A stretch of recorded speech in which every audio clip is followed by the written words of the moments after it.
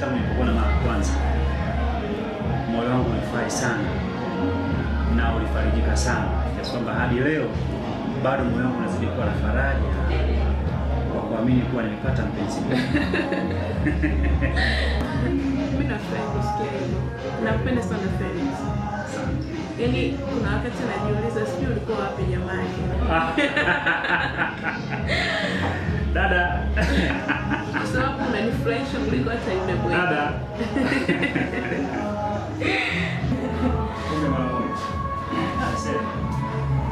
Haya maisha bwana. Kuna jambo inawezekana huko wakati sahihi sasa. Aswa.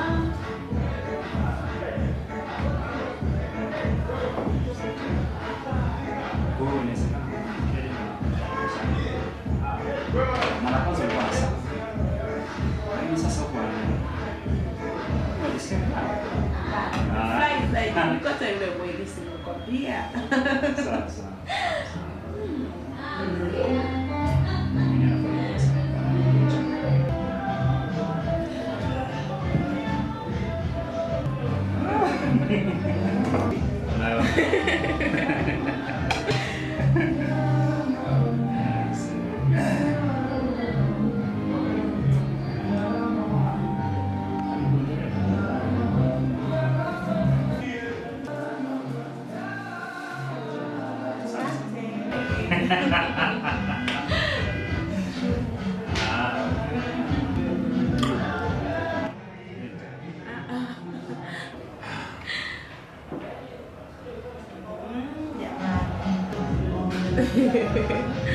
Sasa kabla yangu. Hapo utaka ile chia sasa.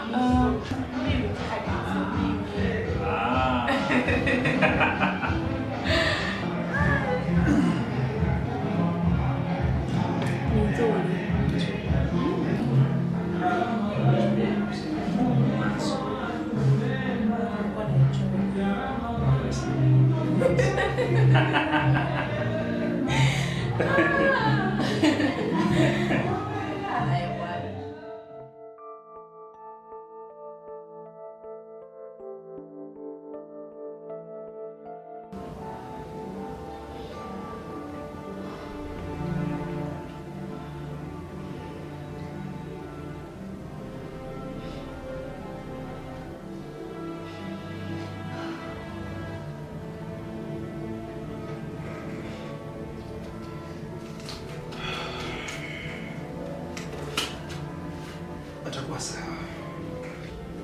Sawa, tunashukuru. Wewe kaka msimfahamu, umetoka tu bahati mbaya. Usijali. Wewe ni wajibu wako kuhudumia. Sawa, nashukuru. Nashukuru sana kwa kutoa msaada wako. Sawa, nashukuru. Pole sana. Asante.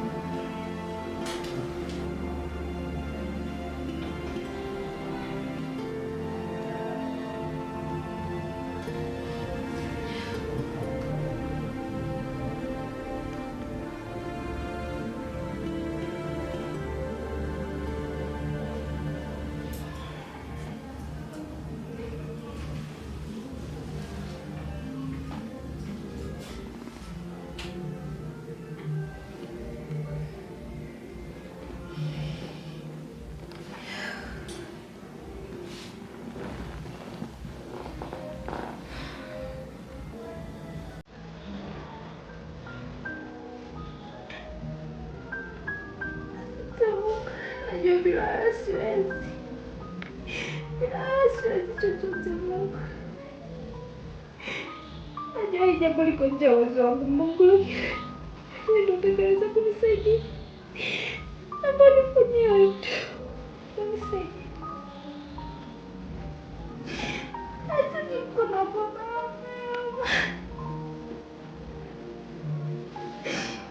Siwezi kumponya peke yangu, hata kama nikiwa vipi baba, sitaweza kumponya.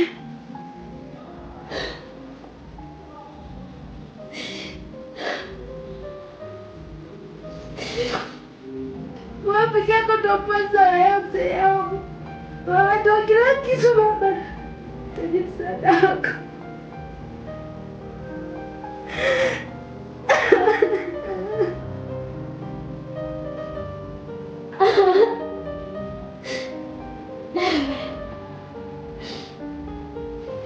wewe peke yako ndio mwanzo yote yangu. Wewe ndio kila kitu baba. Tujie sadaka.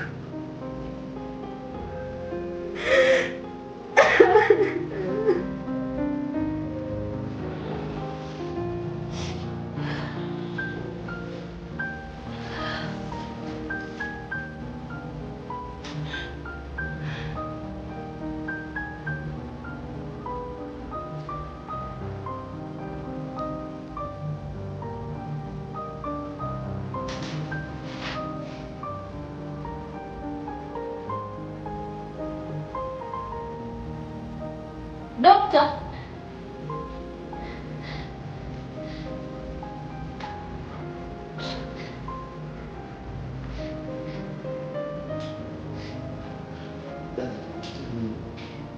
Umepata ajali kaka ya gari. Pole. Sijui kwa. Ndio atakuwepo katika sehemu ya tukio. Maana nilikuwa nakujali wewe kuleta kumbe hospitali. Hapana, naomba upumzike. Dokta! Hapana, kaka, naomba upumzike. Hapana kaka, pumzika kwanza. Dokta bado hajakuruhusu.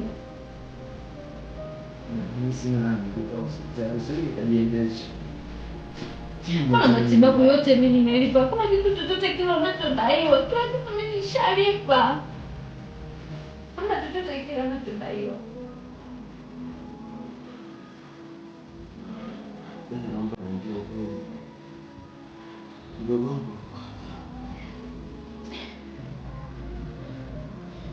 Sawa. Nitaenda kumwangalia. Pumzika sawa. Usinyanyuke mpaka daktari aje.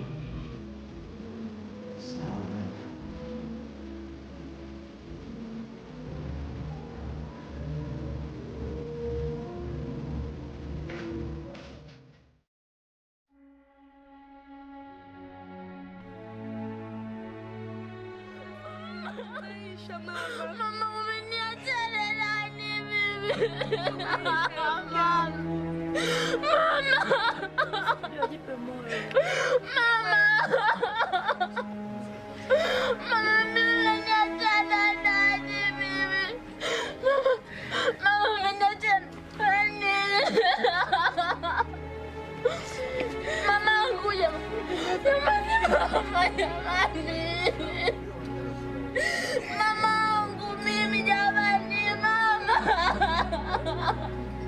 Inabidi sasa tumalize. Kweli tumemaliza. Watu wamekaa muda mrefu.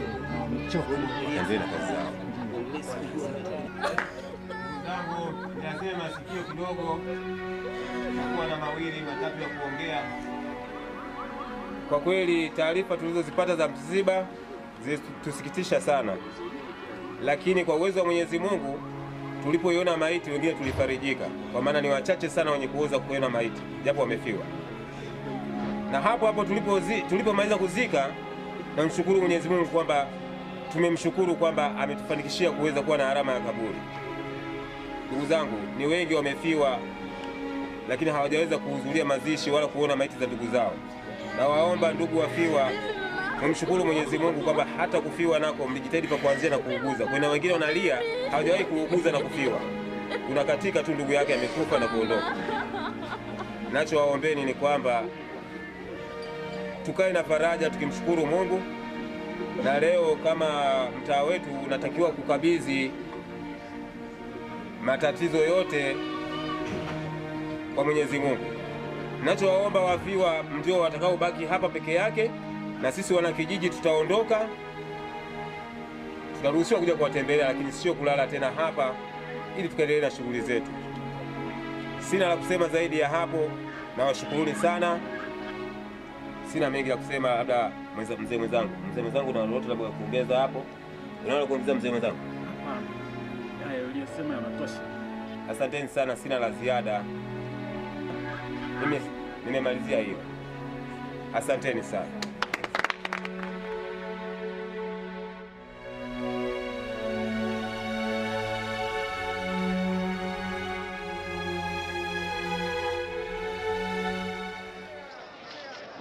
Dada, Mgonjwa anaendelea. Mgonjwa jambo. Kutoka hapa naenda hospitali eh? Ndio. Okay. Unaweza kusaidia lift? Hapana, ile gari sio yangu. Hata hivyo nimeipeleka gereji kwa ajili ya matengenezo, nimelishia mwenye nayo. Kwa tunafanyaje kufika? Tutaenda na usafiri wa dala au tutachukua usafiri mwingine wowote ule? Nashukuru. Haya. Nashukuru.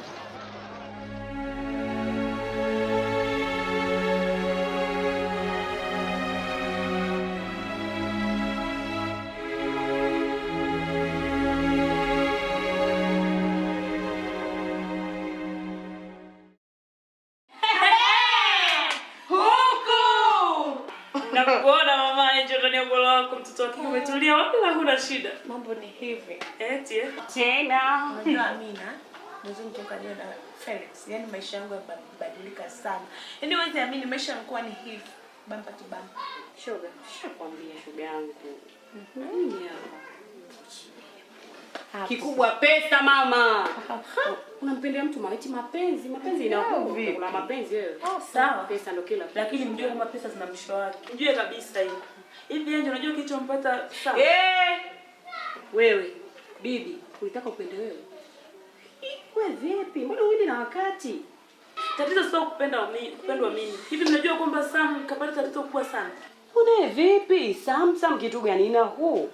Haya, hivi kwanza. Hicho kilichomkuta Sam ni kinanihusu nini? Mwambie ujazi. Uende na kama wakati. Sam ana tatizo mimi linanihusu nini? Lakini huyo Sam mume wangu wapi? Inaonyesha kwa huruma sana, nenda kamhurumie. Hivyo yani. Maana inaonyesha yeye ni msamaria mwema, yeye ni unaumia. Bikira Maria. Angel sasa ulikotoka. Wewe ni binadamu, kwa na roho ya huruma shoga yangu. Hizo pesa zipo tu siku zote. Lakini habari ya kumbe tu kumsahau mwenzio kibeti masikini. Hivyo mwenyewe mkamilifu, kwa nini usimhurumie wewe? Maana inaonyesha una huruma sana. Yaani mbona wewe ni hapo umekamilika, unashindwa kumsaidia wewe? Kwanza dia huko mbali. Bibi sikia. Unapenda sana ndoa? Unapenda ndoa? Ndoa zilikuwa zamani huko bibi. Hata nzi zinafunga ndoa. Sembuse huyu na Sam. Pata yako bidada wewe. Haya, Mimi najua mpaka unakera. Hai. swala sio kuumia. Ila Basi tuongea tu. Wewe. Naona hapa mnaitia tu gudu. Tena. Nimekaa kwanza nakwambia uongo. Uongo kweli wewe. Mimi. Umelitikisa mwenyewe. Unafurahi mwenyewe unajua umefanya chamani. Niogope kwani kela mwenzio sio vizuri. Tafuta kituo washauri watu bibi. Haya bwana. Alafu nikwambie kitu shoga yangu. Mimi tena muda. Shafika. Kama kawaida. Kwa mipango. Napigiwa simu kabla Joshua. Tutashuhudia. Hiki kibwana changu bado kipo. Shega sio bwana. Sema liji baba, liji bwana. Ushanifahamu. Wote ni hela zao mjini. Wapi Adija? Wasubiri ndoa. Adija kwa matatizo yamekuja mpaka yanafuruma.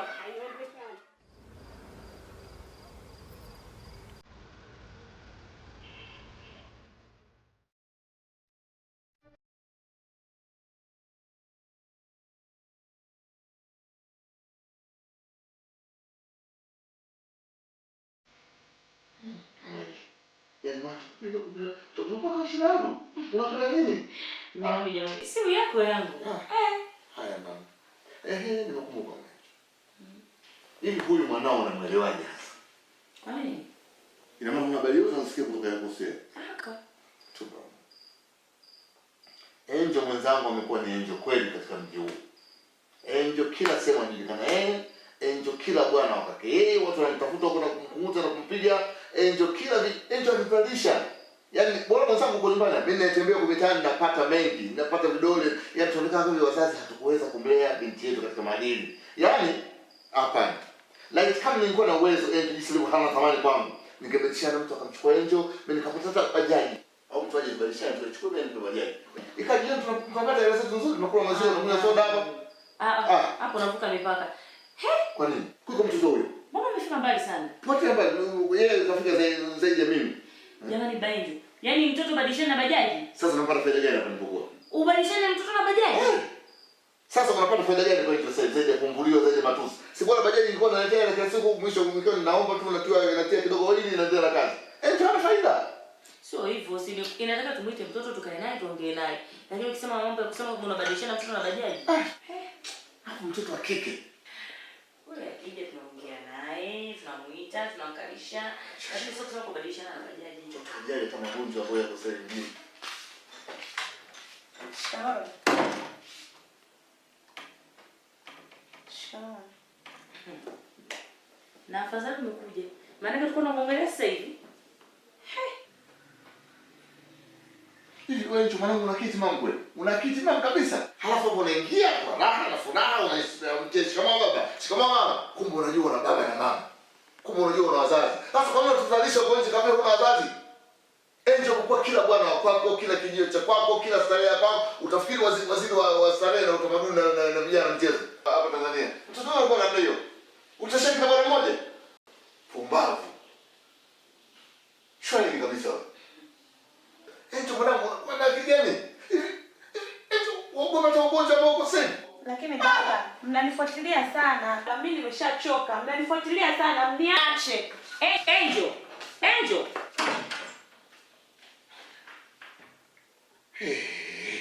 Umeona? Tunamtoka. Nakwambia nimeshusha naye thamani. Bajaji ina thamani kubwa sana. Mtu akiwa na box au baskeli, niko tayari. Aende huko. Si mtoto huyu. Hapa mtu mwingine angesikia uchungu, akainama, akapiga magoti, akasema baba kuna nini baba nisamehe. Tazama, tunamtoka. Yaani, ameshanibebea budi yote. Isipo bure kwa namudi. Sija Melisi kwetu amna kitu. Sija Melisi wapi? Au kwani kuna vitu kama hivi? Ushaanza Benjo.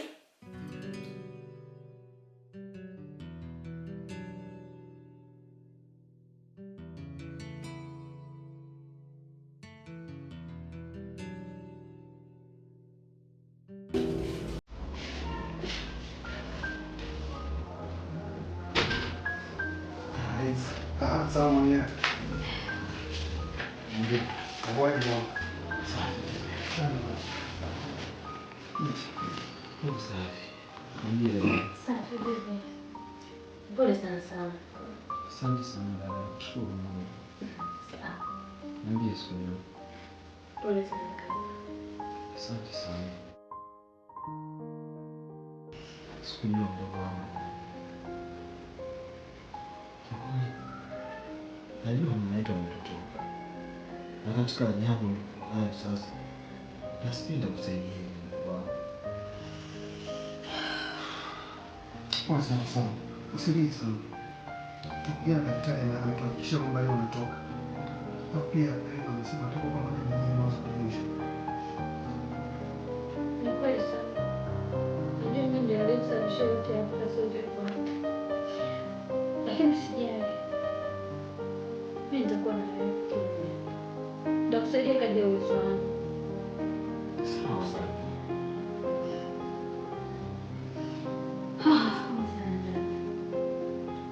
Manapa, kwa tunanunua.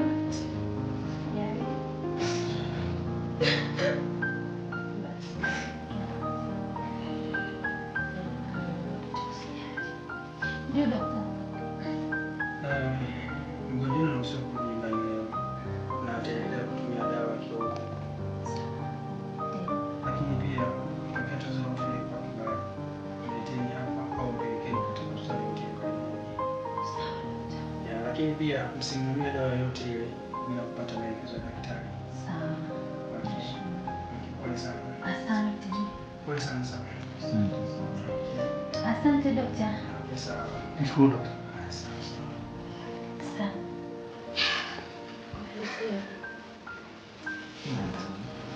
Bye.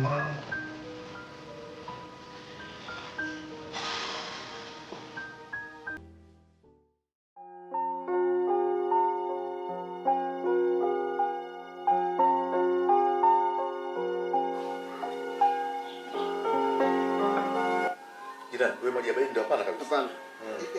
Wasipendelee kutumia maji ya baridi. Sipendelei. Wasipendelee kabisa. Wewe uko na tabia za Kichina kabisa? Hivi? Maana Mchina hataki wana kiu. Anataka kunywa maji ya moto. Hapana, mimi sipendelei wala hata historia ya Wachina sijui chochote. Unajua jirani yangu, Ndiyo. Ulimwengu mimi umezunguka sina raha hata kidogo. Kwa nini? Kizazi chetu cha sasa hichi watoto wanakuwa hawana adabu kabisa. Ni kweli jirani unachozungumza. Vijana wa siku hizi wanaijua dunia kupita kawaida kabisa. Wao wanahisi ni sehemu ya wazazi, ni sehemu ya watoto, nafasi yote wamechukua wao. Mafundisho ya wazazi hawawezi kuzingatia. Wao tayari wanajua. Sijajua ni elimu inayowasumbua au ni nini. Elimu wapi? Ndio wanajifanya hivyo kwa wamesoma, kila kitu wanajua, lakini wanasahau kwamba na sisi tulikuwa na wazazi bwana. Bwana wazazi wetu hawakutufundisha. Kuna nafasi sisi mko na adabu na heshima, tunajitambua, tumekuwa na maadili, tunathaminiwa. Kwa nini kina sana?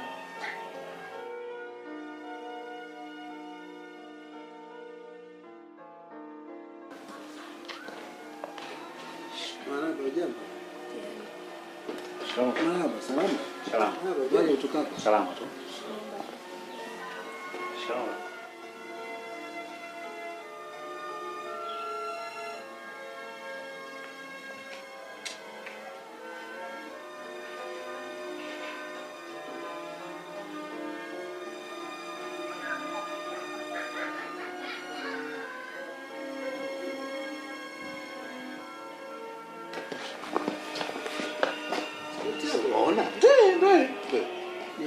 Ndio kitu. Huyu nakwambia dunia itampiga. Itamfunza kweli kwa magoti. Kwani nakwambia. Na itamfunza. Itamfunza. Mambo gani anafanyia? Ni aibu. Ni aibu. Leta mtu gani hapa? Leta mtu gani hapa? Aibu hii. Ni aibu. Kelele kubwa sana hii. Sana. Nimetoka kusema sasa hivi hapa. Yanakuja hapa. Hii dunia hii na vijana wetu sijajua wanakwenda wapi. Kwa kweli. Tutasikiza matatizo matupu. Hata na mtoto wa kike unakuwa hivi. Sababu nilikuwa tunakimu afadhali. Ni afadhali kumbe kajihangaikia. Mzidi uko afadhali. Lakini mtoto wa kike unakuwa hivi. Ni aibu sana. Ni aibu. Unakwisha. Basi lakini Mungu akusaidie tu. Washimo nao huwezi kumtupa.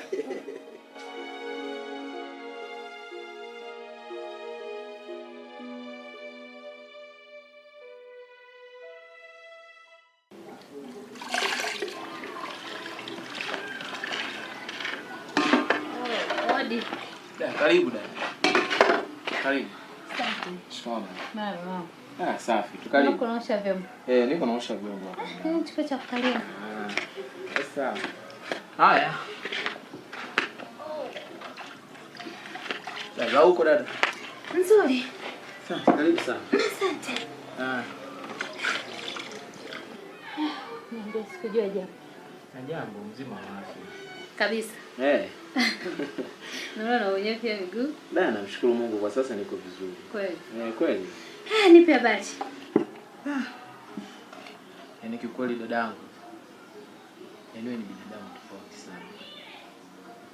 Yaani kwa msaada wako unaonisaidia. Yaani kiukweli uko tofauti na binadamu mwingine. Samba. Ni kweli. Unajua dunia imepita. Na usipoitumia vizuri dunia, unaweza kufanya vibaya.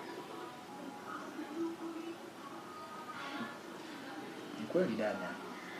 Ila yaani kiukweli msaada wako kwangu umekuwa ni mzuri sana. Na kiukweli sina cha kukupa. Labda Mungu tu mwenyewe ndo atakayekupa dadangu na kukuzidishia. Ni kweli sana unachosema. Na sasa najua kwamba una wakati mgumu sana. Umeyumba kiuchumi. Hujui utaanzia wapi. Lakini pia kuna jambo nimekuja nalo. Jambo gani hiyo dada? Najua sana sasa unaweza kufanya. Kuna sehemu ya kuanzia popote kutafuta hela. Naomba mwenyewe kwangu.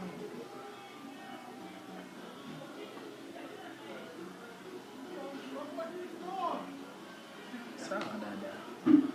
Ila niachie muda ili nyingine sikujua. Kama kikubali, sawa tutaamini. Sawa, hilo usijali. Mimi kwangu niko peke yangu na watoto wa ndugu zangu. Sawa dada, haina shida.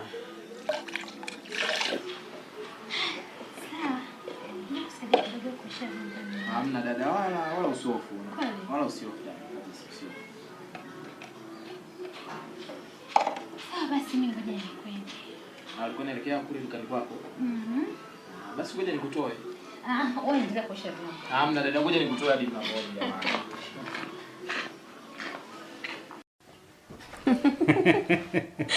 Bana. Hujaacha utani wako eh? Nitaachaje? Niambie. Ndio. Unajua Felix?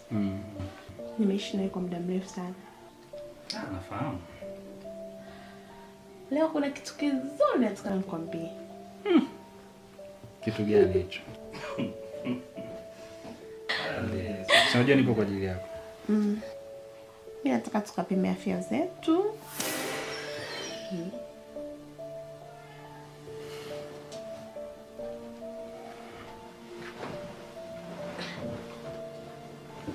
Sitaki tena kusikia kauli hizo.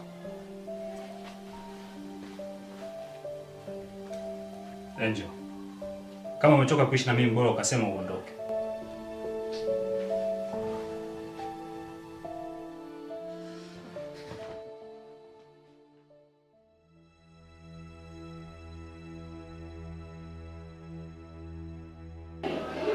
Unajua Brian? Ndio boss. Yule mwanamke anasikua sana. Shanza kunipanda kichwani. Nazalini kwa nini? Yaani msumbufu sana bwana, usumbufu wake umeanza hivi juzi. Anafuatilia sana maisha yangu. Leo hili, kesho lile, simuelewi. Basi, achana naye bwana. Wewe una hela, kwa nini jitesa kwa sababu ya mwanamke yule pale? Wanawake wako wengi wa kuoa blaza. Au sio? Afsto shuko vizuri basi, usitesa kwa sababu ya mambo, kwa sababu ya yule mwanamke. Okay? Uko sahihi sana Brian. Kweli? Uko sahihi sana. Yule mwanamke anasingua. Yaani kashavuruga sana mfumo wangu wa maisha. Shinda kufanya mambo yako msingi kwa sababu kwake yeye mwenyewe. Hapo sitoshe basi na yale unaweza kushinda kufanya biashara kwa sababu kumwazia mwanamke kama yule, hapo kusitosha wanawake wako wengi sana. Achana naye. Haina noma. Kweli kabisa basi. Haina noma. Achana naye basi. Fresh mwanangu. Nashukuru sana bwana. Wewe na mimi ni mtu mmoja. Asante sana baba. Sawa sawa. Kweli kabisa. Sasa sasa kijinga.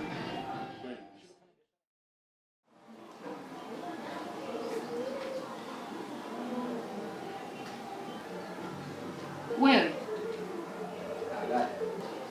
Unasikia tena maumivu? Hamna dada, sasa hivi niko sawa.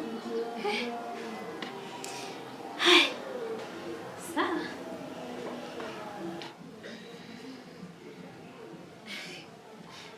Kakole kwa vizuri. Yaani tubidi tuende kwa mchungaji maombi tena. Sawa dada, kama wewe ndio umeamua haina shida. Ngoja tumwambie siku hiyo endelee kujiandaa. Sawa. Ila kuna kazi nilikuwa nimekutafutia. Itabidi ujiegeshe pale kuna kutafutia kazi nyingine. Asante sana dada. Kwa sababu yako wewe sitokuangusha. Usijali, huo ni wajibu wangu. Asante sana. Sawa. Kwenda. Sawa, ngoja na mimi nimwambie siku hiyo ili ajiandae. Sawa. Sijui mwenyewe sijui kaelekea wapi. Haya.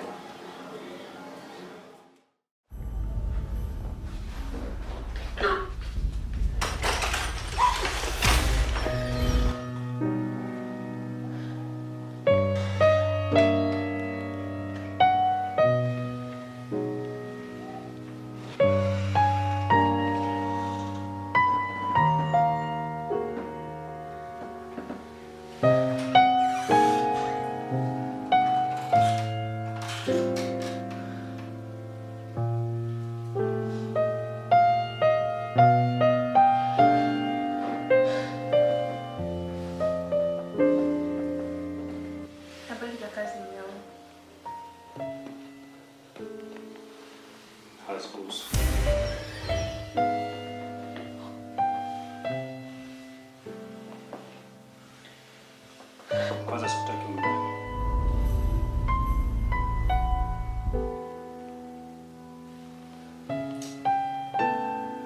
Felix, mbona nimeishi naye kwa muda mrefu na unabadilika hivi? Sikiza Angel. Sikupendi na wala sijai kukupenda. Na zaidi sikutaki umndani kwa sasa. Nuksi za wazazi wako. Felix, mimi nina nuksi za wazazi wangu. Unabisha nini sasa? Unabisha nini nakuuliza? Felix, mimi nina nuksi za wazazi wangu. Kwanza toka ndani. Sawa, Felix. Mtoke niende wapi? Mtoke niende wapi? Utoke enda wapi? Toka bwana, sitaki ndani. Wewe vipi? Felix, najua leo utambui thamani yangu. Na ndio maana unayafanya haya. Ile tambua kuwa nina mimba yako na kuitoa siwezi. Unazungumzia hiyo mimba sio? Weka hapa. Nenda kapima afya yako.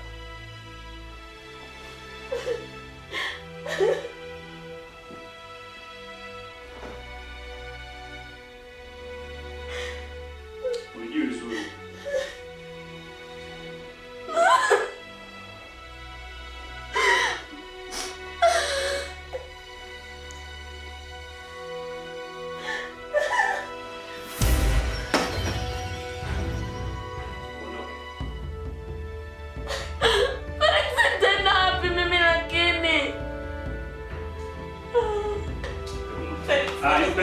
Felix, mimi siondoki. Kwa nini nimekukosea nini lakini? Papa. Felix, inuka. Kinga. Felix. Toka.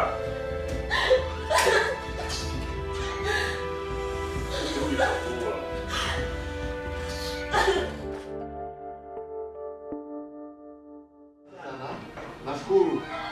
Asante kwa huduma zako. Asante. Hadi mchungaji. Mungu awe salama. Asante sana. Shikamoo. Vipi hali? Salama. Wow, jambo. Leza masiku. Toma kwa kutoka. Asante.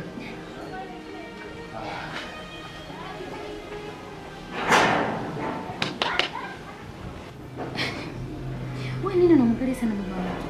Hapana, huyu ndo baba yake Angel ambaye alikuwa baba mkuu. Yule ndo baba yake Angel. Ndio dada.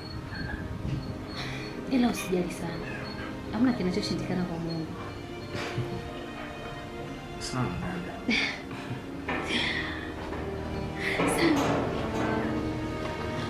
Odi.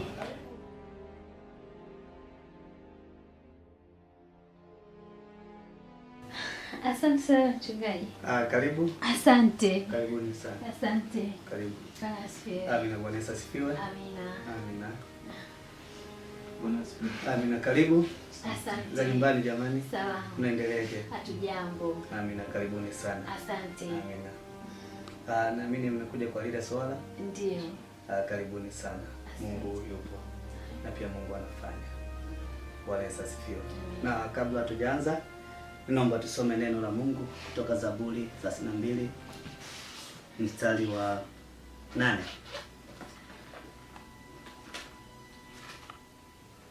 Biblia inasema, nitakufundisha na kukuonyesha njia utakayoiendea, nitakushauri jicho langu likutazame. Ninaamini Mungu akiwatazama juu ya maisha yenu, hakuna jambo ambalo litaharibika. Pia Mungu akiwafundisha njia ambayo mnatakiwa mpite, ninaamini itakuwa ni njia sahihi. Ni tofauti na Ibilisi ambaye akiwafundisha njia ambayo atamani mpite, mtaishia shimoni. Mtaangukia sehemu ambapo sio sahihi. Kwa sababu Biblia yenyewe imetuambia kwamba atatufundisha njia ambayo tutaendea. Atashauri jicho lake likitutazama. Ninaamini Mungu akitutazama, hakika maisha yetu yatakuwa ni maisha ambayo ya utukufu kwa watu, pia matukufu ya utukufu mbele za Mungu. Tumwamini kwamba Mungu peke yake ndiye anaweza. Bwana Yesu asifiwe. Amen. Ninaomba tupige magoti, twende tumuombe Mungu. Ninaamini na muamini kwamba Mungu anaenda kufanya shida zenu zote zitaisha leo. Naomba tupige magoti kama ishara ya kunyenyekea mbele za Mungu kwa ajili ya maombi ambayo tunaenda kuyafanya. Amen.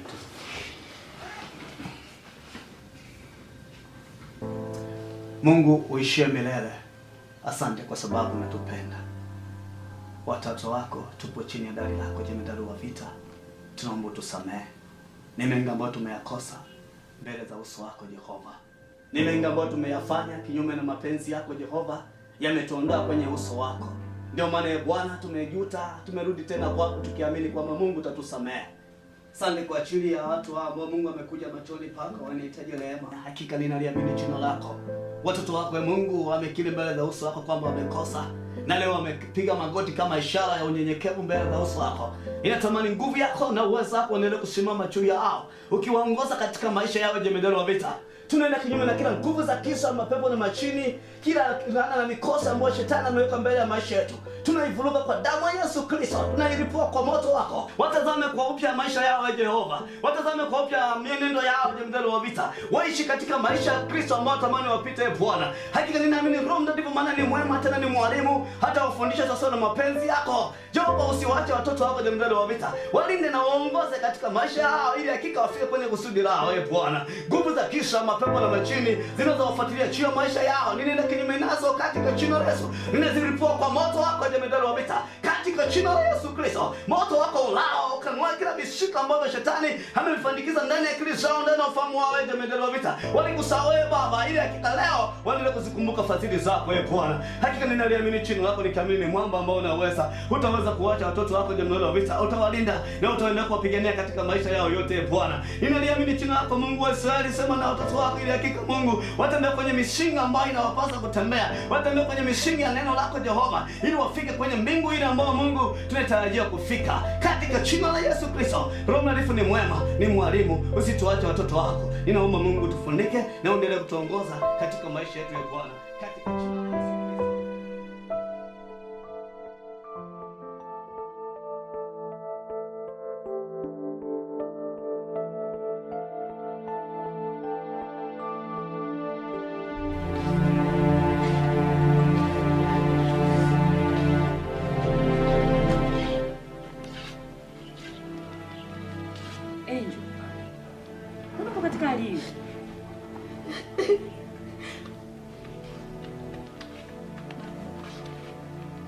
Amenifukuza kwake.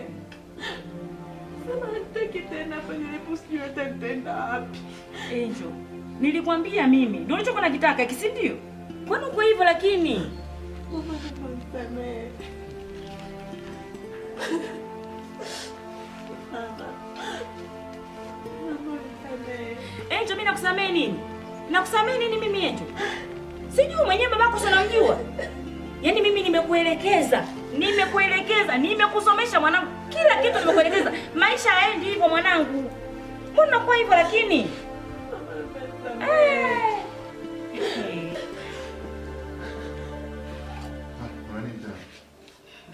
Amefuata nini? Leo umepotea njia? Ha? Nikusamehe kwa kipi cha ajabu? Felix amenifukuza. Ya, rudi huko kwake. Nenda kama hiyo msamaha kamwombe yeye, sio mimi. Tena usogee zaidi hapa. Nitakufumulia mbali. Huko. Urudi huko ulikokuwa. Mimi sikuhitaji kabisa hapa nyumbani. Walisema wahenga, asiyefunzwa na wazazi hufunzwa na ulimwengu. Sasa ulimwengu umekufunza wewe, na unataka uendelee kufunza zaidi. Wala sikuhitaji. Nataka utoke hapa. Sikuhitaji kabisa mimi hapa. Na kwanza leo mimi sio babako kabisa. Ndio. Hapo unakosea mume wangu. Yangu ishi hapo. Najua unataka kumtetea tu. Kama unaona vipi, chukua begi ongozana naye. Mimi nitaishi peke yangu hapa nyumbani. Angel, tumejitahidi kukurai mwanangu, kukubembeleza, kukuelimisha, ukutoa sisi wote mahayawani.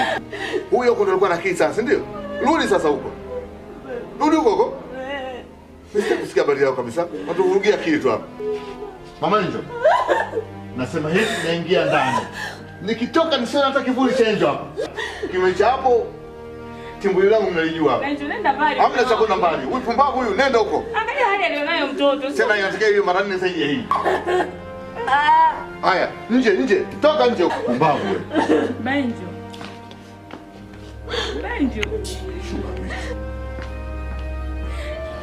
Jamani, Angel, unaona sasa unatafuta nini lakini wewe jamani? Unatafuta nini wewe mtoto wewe?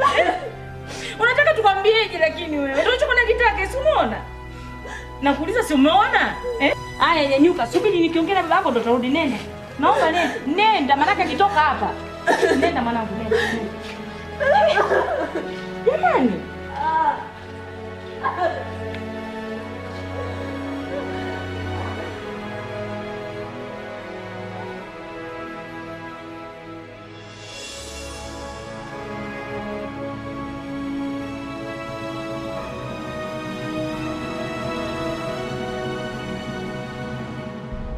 Baba, uniambie baba. Nilisema nikwambie, nyinyi ndio mnasema mtuambie mambo yenu ya sasa mnakwenda wapi na hiyo. Unaonekana babu, wakati upo kijana wewe ulikuwa msumbufu sana. Tena kupiga watu lakini kwa ni mtu wa kawaida. Kesho kuongea na watu. Unajua siku ya leo babu, yani hali ya hewa yenyewe imekuwa mbaya sana. Au kicheki ta biashara yenyewe ni mbaya. Hivyo kuna siku nzuri na mbaya.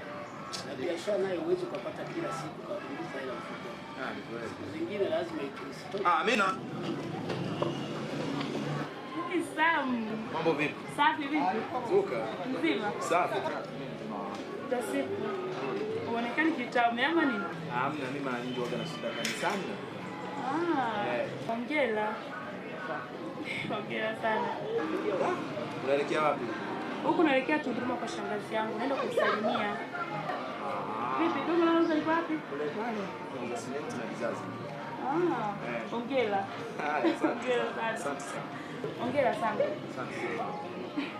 Basi nakutakia safari njema. Asante. Haina shida. Basi tutawasiliana. Hapo.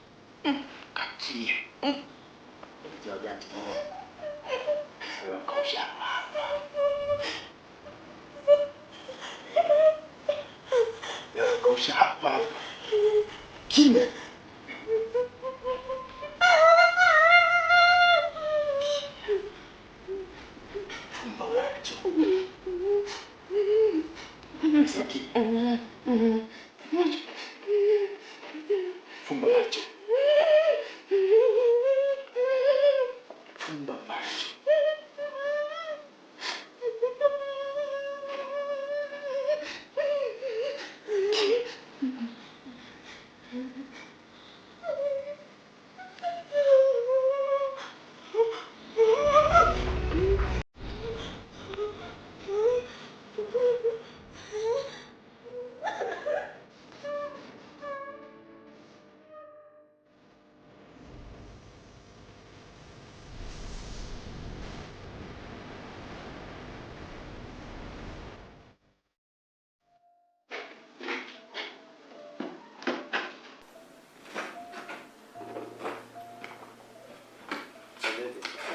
Basi na wewe Huku.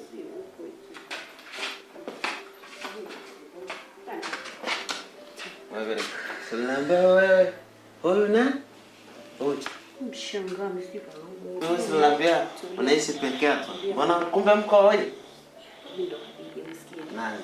Shoga. Kulikoni tena mbona usiku? Kwanza una majanga. Kwa hiyo Bibi nakuuliza huyu nani? shoga vipi? Usiku huu wa manane kulikoni mlangoni kwangu kama mzimu ndondocha sijajua kitu gani? Felix amenifukuza kwake. Eti majanga Felix kanifukuza kwake. Kwa hiyo Kwa hiyo sasa unataka nini? Ulichokisahau kitu gani? Kwa Ashura hujui? Kwa shoga yako Ashura ukujui na kuuliza wewe? Bibi baridi. Amenifukuza. Kwa hiyo kama Ashura shoga yako kakufukuza, kwangu mimi nitakuweka wapi? Wewe. Alija naomba unisaidie. Nitakusaidia nini? Wewe sina msaada. Uko. Ukijua huu bibi ule uwezi kuna vichuguu na utelezi. Naomba utoke leo.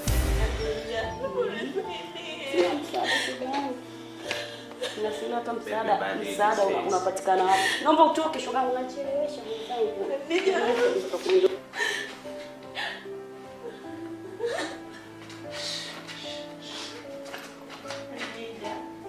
Sio kunifanyia haya. Nani kukufanyia? Pole wewe, sijui nikwambie. Mrembo. Pochi nene. Kweli mama. Alokutika ndo atakutua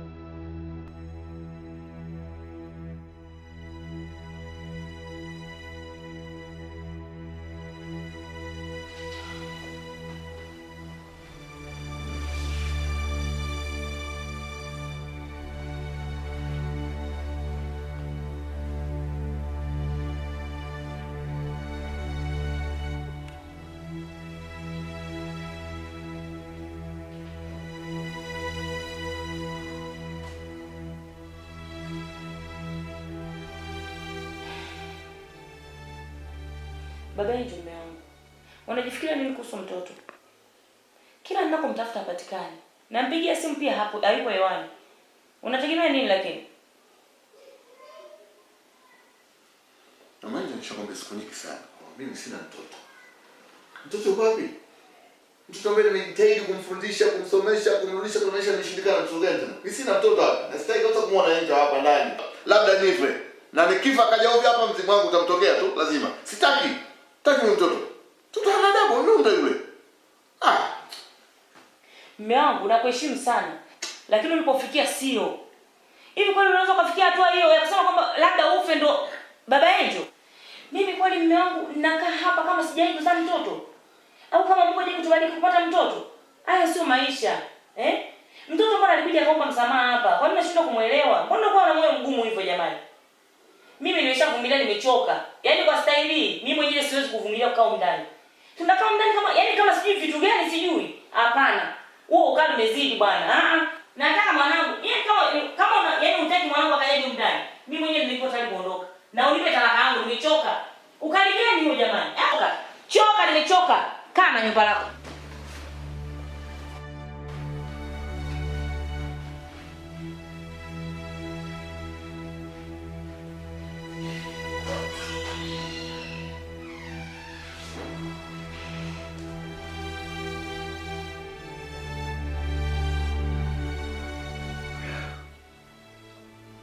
Ulichosema ni kweli mke wangu. Mtoto daima huwa kwa wazazi wake. Mtoto huwa kwa.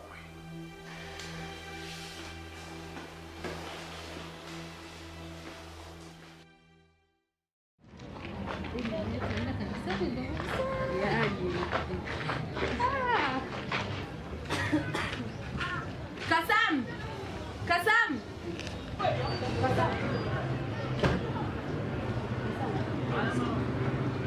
Hivi, ile mtoto anafananisha au? Dada vipi? Safi. Fresh kabisa. Poa. Tumekupitia twende kanisani. Poleni sana jamani. Asante. Ila nikwambie kitu kimoja, leo biashara dadangu imekuwa ngumu sana. Lakini kumbuka kwamba leo ni zamu yetu maombi. Wewe vipi? Kaka yule pale bado jeupe, sio Angel yule.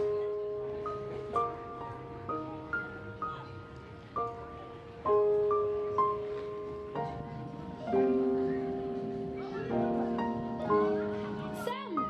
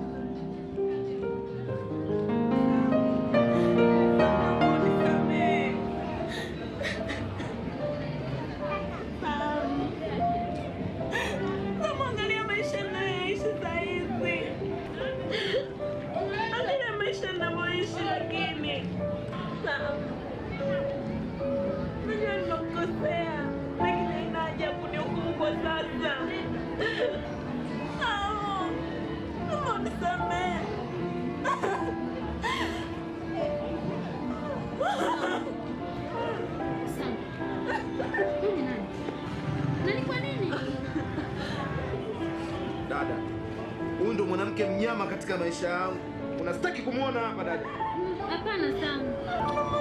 Sio kuongelea hapa. Nataka tukaongelee nyumbani Sam.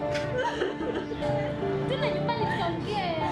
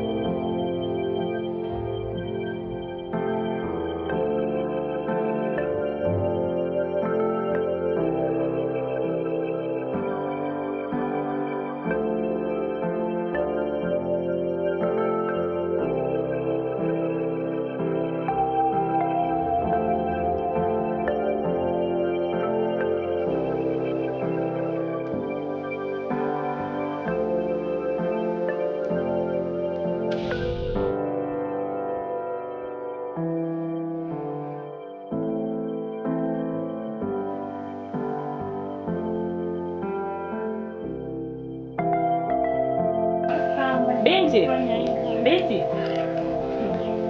Mama. Nadhani tutakuwa nafikia Kenji. Ndio mama, shikamoo. Kwani kuna tatizo? Marahaba mwanangu. Samahani kwa usumbufu. Namuulizia hicho. Hujalala muda mrefu? Kiukweli mama, hata mimi sijamuona kwa muda mrefu. Labda kumwangalia kwa shule anaweza kaa yuko kule. Sawa, haina shida. Lakini ukionana naye, mwambie wazazi wake tunamtafuta. Sawa mama, tajitahidi. Haya asante. Asante mama. Haya nashukuru. Haya bye. Haya. Salimie baba. Haya.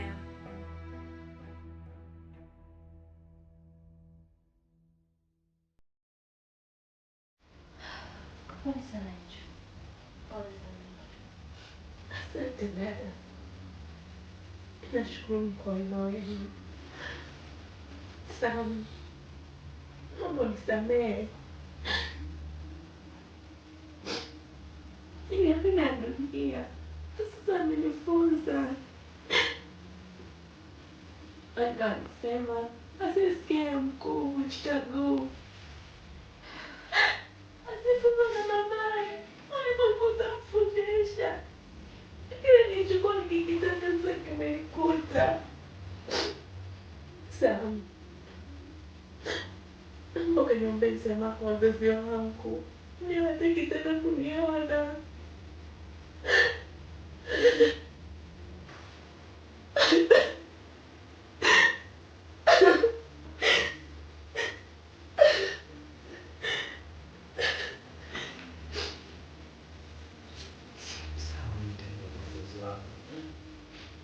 Na mimi nishakusamehe kwa sawa.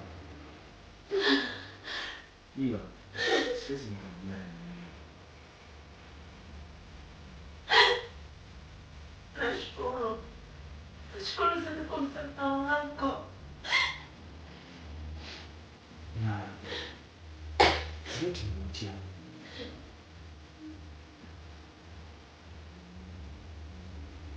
Nashukuru sana. Nashukuru kwa wema wenu dada. Angel. lakini sasa sio muda wa kukumbuka nyuma.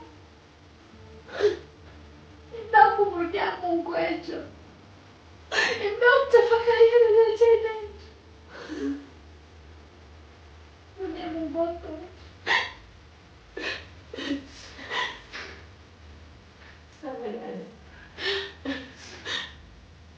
Sama. Lakini dada, inanya sitamani kumtazama tena mimi. Haikunistahilisha wapi? Dada, kwa nini mimi naishi na virusi vya ukimwi? Sirika. Sijina nisipuki. Nasema kwa mpenzi wako ishi.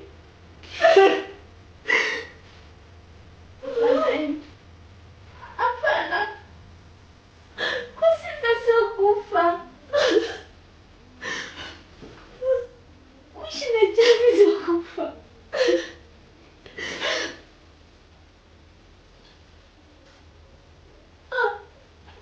Mimi pia ni mwasirika. Ndio. Na mimi pia ni mwasirika. Na virusi vya ukimwi.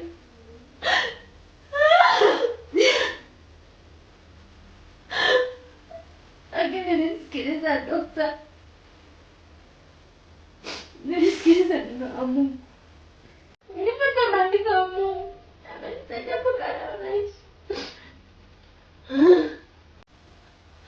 Angel, hata wewe pia. Sikiliza dokta. Napata maandiko ya Mungu pia atakusaidia.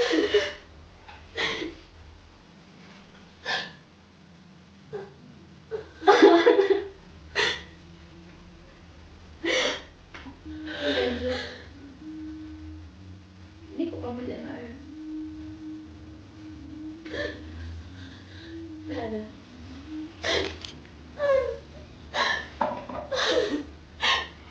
Nashukuru niko wema wenu. Nashukuru niko fadhila zenu.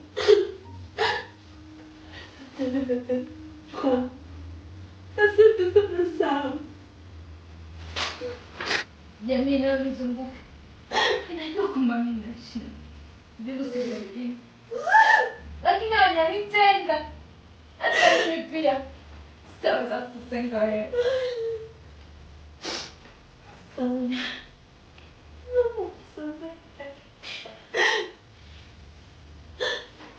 Najua Yesu tunapita. Na siku zote endelea mjibu wao. Jua mlipo ya familia. Angel.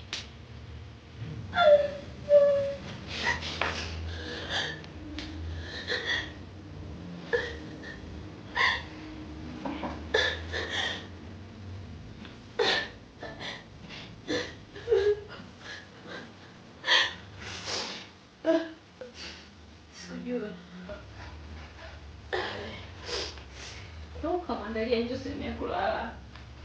Angel. Ndio sikujua kupeleka chumba cha kulala.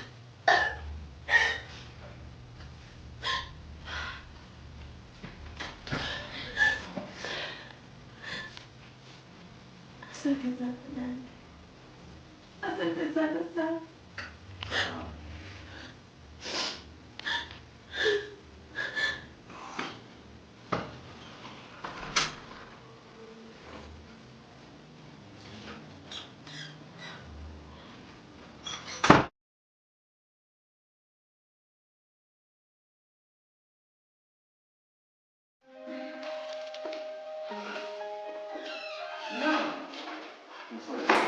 Hivi tutampataje Angel lakini?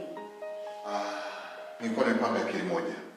Tutakwenda kutangaza kwa vyombo vya habari, kwenye redio na runinga zote, na hakika atapata habari. Na akiona atakuja haraka sana. Nashukuru. Asante. Basi tuanze. Subiri, naomba shike. Ya baba iko wapi? Nimeacha barani tutapitia. Hujafunga vizuri kifungu. Oh, asante sana. Wewe ndio kioo changu cha mwisho kabla ya kuondoka. Mambo ya haraka. Asante. Tuko poa. Asante, napenda. Asante na mimi pia.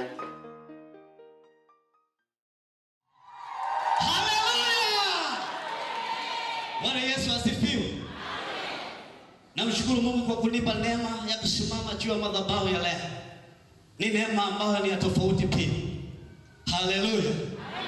Somo letu la kwanza, somo ambalo tutajifunza siku ya leo, linapatikana katika kitabu cha Methali 13. Tutaanza mstari wa kwanza. Methali 13, tutaanza ule mstari wa kwanza. Biblia inasema, mwana mwenye hekima husikiliza mausia ya babaye, bali mwenye dharau hasikilizi maonyo. Haleluya. Biblia inasema mwana mwenye hekima husikiliza mausia ya babaye.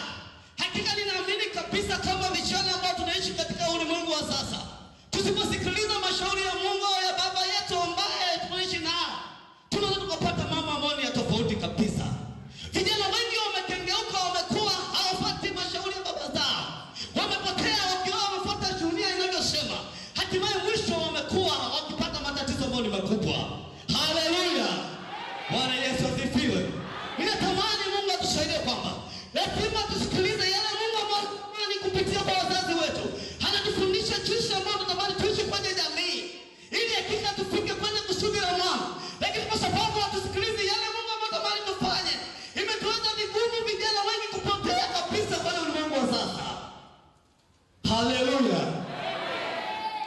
Watu wengi wakiwa wanafuta bangi, watu wengi wameenda mitaani wakifanya mambo ya ajabu, watu wengi wakiwa wanabaka watu vijana, watoto wadogo. Watu wengi wamekuwa waenda kwa vijana wanaolewa bila sababu. Ndoa za utotoni zinaongezeka kwa sababu nini? Hawajasikiliza mausia ya baba zao. Wamekengeuka, wameenda kinyume na kusudi la Bwana. Ndio maana wamepata matatizo mbalimbali katika jamii mbalimbali. Haleluya. Bwana Yesu asifiwe. Biblia inasema mwana mwenye hekima husikiliza mausia ya babaye. Ukiwa na hekima ninaamini utasikiliza kitu gani babaka anakuambia. Ukiwa na hekima naamini utasikiliza kitu gani mama yako anakushauri. Lakini kwa sababu tumekuwa na akili zile ambazo hazina uelewa, tumekuwa kama tunataniwa tu, hatusikiliza haya usia ambao tunaambiwa. Ndio maana wanasema, Waswahili wanasema asiye funzo la ulimwengu. Kwa hiyo kwa sababu hawajasikiliza yale mausia ya baba zao. Lakini kama Wakristo, kama vijana mitaani, kwenye jamii mbalimbali, tukisikiliza lile neno la Mungu, tukasikiliza yale ambao wazazi wetu wanatuambia, hakika tutaenda kwenye njia iliyopasayo sahihi. Haleluya. Maisha yetu yamekuwa ni magumu kwa sababu kama sisi vijana, kwa sababu hatusikilizi yale maonyo ambao wazazi wetu wanatupa. Tumekengeuka, tumekuwa tunafuata akili zetu wenyewe bila kufuata kitu gani mzazi anakueleza, wewe unaendelea kufanya kwa sababu na wewe umekuwa na upeo. Yamkini una elimu zaidi ya mzazi wako, yamkini una maisha ambao umemzidi mzazi wako, lakini kwa sababu maisha yale hujayafuata sawa sawa, yale maonyo ambayo babaka amekupa, umekuwa unafanya mambo ambayo sio sahihi kwa wakati ule. Haleluya. Bwana Yesu asifiwe. Haleluya. Ninaliamini tuna kwamba Mungu anafanya na anaweza. Hakika maisha yetu ambayo tunayo lazima tufuate mashauri ya wazazi wetu, ili hakika maisha yetu yawe sawa sawa. Tusikengeuke, tufuate mashauri ya wazazi wetu ili tufike kwenye kusudi la Bwana ambalo anatufanya tufike. Pasipo kusikiliza mashauri tutakiamba taisha njiani. Ile kusudi ambalo Mungu ametuweka litafika mahali ambapo sio sahihi. Lakini tukisikiliza yale wazazi wanatufundisha, ninaamini hakika tutafika kwenye kusudi ambalo Mungu anatamani tufike. Punga mikono kama una amani. Ninatamani Mungu atusaidie, atupe uelewa kuelewa ni kitu gani Mungu anatamani tufanye tu. Kama vijana ambao tumepewa neema ya kusikiliza ujumbe huu, yetu kama tusikilize kitu gani Mungu anatamani tukifanye. Tusikilize kile ambacho wazazi wetu wanatueleza. Yamkini angalia watoto wengi wa kike wamekuwa wanaolewa, wanapata mimba wakiwa mitaani kwa sababu ya nini? Hawasikilize yale maonyo ya wazazi hao wanayowaambia. Wamekuwa wamefanya yao kwa sababu wanatumia akili zao wenyewe. Lakini naamini tungekuwa tunasikiliza yale mambo ambayo Mungu anatamani tufanye kupitia wazazi wetu, ninaamini tungekuwa salama. Tusingewasumbua wazazi. Bwana Yesu asifiwe. Wengi wamefanya ukahaba wa kutosha. Maisha yao yalikuwa ukahaba miaka yote. Lakini kwa sababu hawakusikiliza maonyo, ndio maana wapo kula ukahaba. Maisha yao yamekuwa ni ya shida mtaani. Wamekuwa wakidhaliwa na jamii mbalimbali. Wamekuwa wakidhaliwa na jamii mbalimbali inayowazunguka. Kwa hiyo kwa sababu maisha yao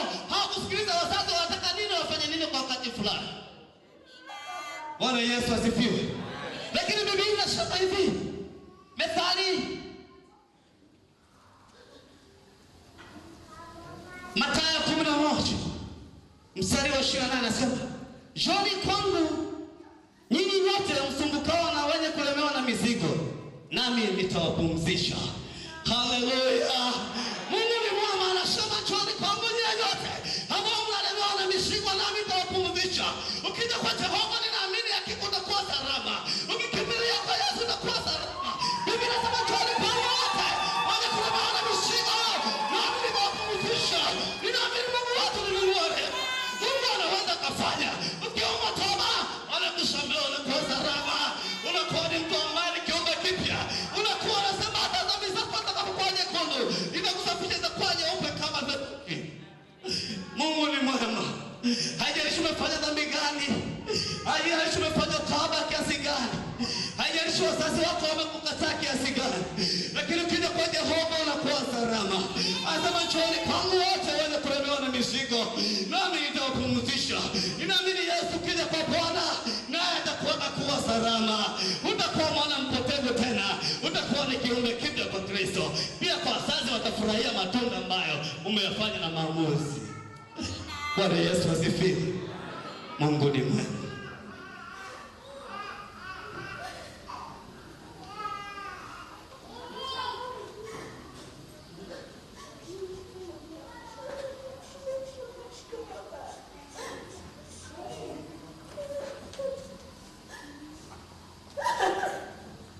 Bwana Yesu asifiwe. Amen. Ameona amekosa, hakusikiliza mashauri ya baba zao, amekengeuka akafanya anayofanya kule, lakini leo anatubu. Mtu mmoja akitubu duniani inakuwa ni shangwe pia mbinguni, watu wanashangilia kwa huyo mtu mmoja. Amekiri yale aliyoyafanya, alikosea, hakusikiliza yale maonyo ya wazazi wao, sasa amerudi kwa Bwana. Ninaamini Mungu akimsamehe pia hata wazazi watamsamehe. Ninaamini kwa sababu ameamua mwenyewe kutoka moyo, ametubu kwamba amekosa. Ninaamini pia hata wazazi wake watamsamehe. Bwana Yesu asifiwe. Nenda kumuongoza sala ya toba. Amini kwamba Mungu anakusamehe. Sawa kwamba yote uliyoyafanya akifuta, unaanza upya. Maisha yako yanakuwa ni salama mbele za Mungu. Maana sema njooni kwangu wote mnaosumbuka na mizigo, nami nitawapumzisha. Kwa sababu Yesu yupo atakupumzisha mahali hapa, utakuwa salama. Naomba inua mikono yako juu. Utafuatisha maneno yafuatayo ambayo naenda kuyasema sasa. Sema, Bwana Yesu, mimi ni mwenye dhambi. Nakuja mbele zako, naomba unisamehe. Nimetubu mbele zako Bwana, naomba unisamehe. Naomba unisamehe. Mungu mwenye huruma, naomba unisaidie niwe kiumbe kipya. Amen. Tuombe. Baba, katika jina la Yesu Kristo wa Nazareti hai, asante kwa sababu ya upendo wako na amani ambao umenipa. Jehova, nimesimama kama mtumishi hapa kwa ajili ya huyu binti ambaye hakusikiliza maonyo ya wazazi wake.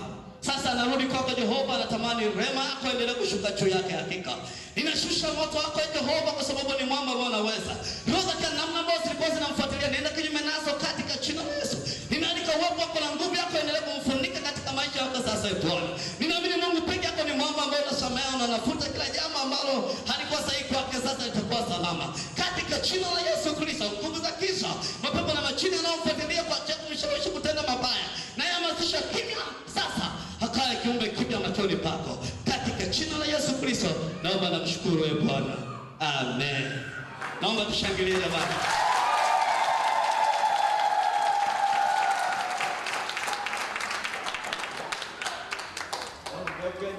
Naomba ugeuke. Naomba tumpokee kwa mazito matatu.